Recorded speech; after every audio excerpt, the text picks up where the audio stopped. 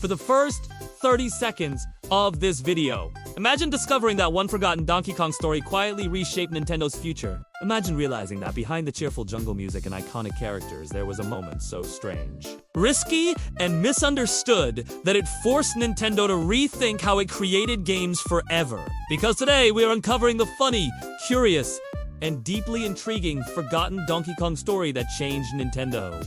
How it almost pushed the company in a completely different direction.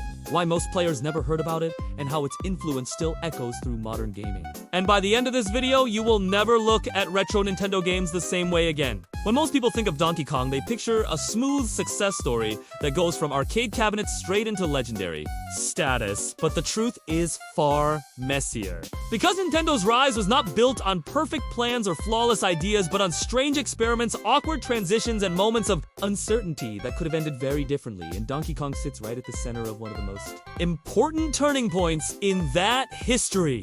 In the early days, Donkey Kong was not meant to be a long-term mascot or a lovable icon, but rather a solution to a problem. A character created to make a simple arcade game stand out in a crowded market. And while the game succeeded beyond expectations, it also created confusion inside Nintendo about what Donkey Kong actually was. Whether he was a villain, a misunderstood creature, or just a temporary obstacle meant to be replaced later. The forgotten Donkey Kong story begins when Nintendo realized that players were far more attached to the characters than anyone expected. Because audiences were not just playing a game, they were emotionally connecting with Jumpman, Pauline, and even Donkey Kong himself, which created a strange situation where a supposed villain became just as memorable as the hero, forcing Nintendo to confront a question it had never seriously asked before about character identity. What makes this story so intriguing is that Nintendo briefly considered taking Donkey Kong in a much darker and more chaotic direction, leaning into his aggressive behavior and positioning him as a symbol of danger rather than humor. Which in hindsight feels bizarre considering the playful image we associate with Nintendo today. But at the time, it was a very real possibility, born from uncertainty rather than malice. Internally, Nintendo struggled with how to evolve Donkey Kong without confusing players, because changing him too much risked losing what made the original games successful, while keeping him the same threatened to trap the franchise in repetitive arcade mechanics that were quickly becoming outdated. Creating a creative crossroads that would quietly redefine how Nintendo approached storytelling and game design.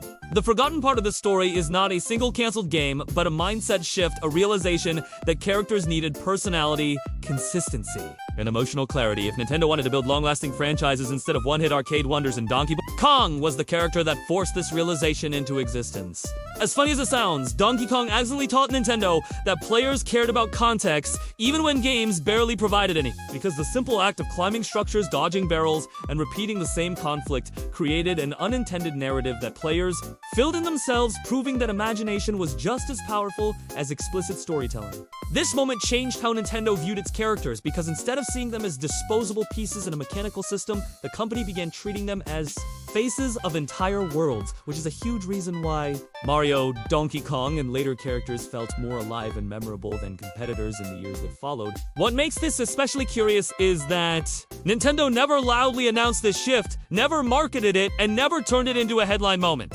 Because it happened quietly through internal decisions and subtle design changes, making it easy for history to overlook even though its impact was massive. Donkey Kong's evolution from chaotic arcade threat to playful jungle icon reflects this change perfectly, because Nintendo slowly softened his image, added humor, introduced expressive animations, and reframed his aggression as mischievous rather than threatening, all without erasing his origins, creating a balance that would become Nintendo's signature style. Looking back, it is almost comical how close Nintendo came to missing this opportunity, because had they doubled down on Donkey King as a purely hostile figure, the franchise might have burned out quickly, taking Mario and much of Nintendo's future with it, which shows how fragile early gaming success really was. Another fascinating aspect of this forgotten story is how it influenced Nintendo's approach to failure, because Donkey Kong taught the company that mistakes and missteps were not necessarily disasters, but valuable information, leading Nintendo to embrace experimentation while becoming far more selective about what ideas moved forward. This philosophy would later define Nintendo's greatest successes, from colorful platformers to creative hardware, all rooted in the idea that games should feel inviting, expressive, and emotionally clear, Lessons that trace directly back to Donkey Kong's early growing pains. As kids, we never noticed this transition because we experienced the results rather than the struggle, seeing Donkey Kong evolve naturally without questioning why. But as adults, it becomes fascinating to realize how much of Nintendo's identity was forged through uncertainty rather than confidence. The forgotten Donkey Kong story also explains why Nintendo values charm and accessibility so deeply, because the company learned early that difficulty and aggression alone were not enough to sustain long-term success, and that joy, humor, and personality were just as important as challenge. There's something deeply human about this realization, because it mirrors how people grow. Experimenting, failing, adjusting, and slowly discovering what truly works. Which makes Nintendo's history feel less like a corporate machine and more like a creative journey shaped by trial and error. The irony is that Donkey Kong, once a symbol of chaos and confusion, became the character that helped Nintendo find clarity, guiding the company away from pure arcade brutality and toward the playful creativity that defines it today. This forgotten story matters not because it was dramatic or scandalous, but because it quietly changed everything, influencing how Nintendo designed games, treated characters, and connected with players for decades to come.